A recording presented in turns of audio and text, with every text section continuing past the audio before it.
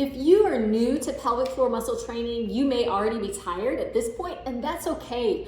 We all have to start somewhere, and we've already accomplished quite a bit today. You can always stop here for today and then restart at the point that your pelvic floor muscles have had a chance to rest and recover. What we're going to be practicing are strong endurance contractions. The key difference here is that this we're going to be holding. So the maximum voluntary contraction, it was a pretty quick squeeze and release. Now we're still going to be doing the maximum voluntary contraction, but we're trying to hold it. And while you're holding it, you're still breathing and you're not cheating. You're isolating the pelvic floor muscles. We're going to time ourselves to see how long you can hold that maximum voluntary contraction without it dropping off and without holding your breath and without cheating and squeezing some of those other muscles. So at the point that you feel the pelvic floor muscles kind of soften or drop off that intense contraction, or if you feel yourself holding your breath, or if you feel yourself squeezing some of those other muscles like your bottom, your legs, your belly, and you're kind of cheating, then stop counting at that point. The goal here is 10 seconds, and the beginning of the contraction at number 1 is as strong as the end at number 10. So if you get to 10, the only way you can get to 10 is if you hold that maximum voluntary contraction for that whole 10 seconds. You're not cheating by squeezing other muscles, and you're not holding your breath. Let's do it. Ready and go. 1, 2, 3, 4, 5, 6, 7, 8, 9, 10. Relax. Great job.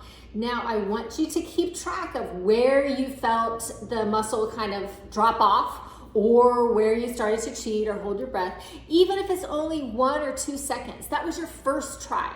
So I want you to keep track of that. We're gonna do this a total of 3 times. Second time, ready and go.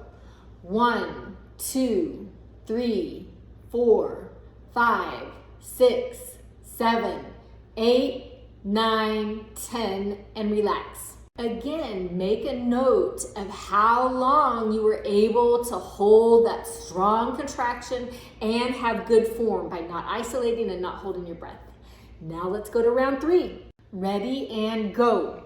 1, 2, 3, 4, 5, 6, 7, 8, 9, 10, and relax. Again, make note of where your muscles dropped off, or where you lost form and you started to cheat or hold your breath.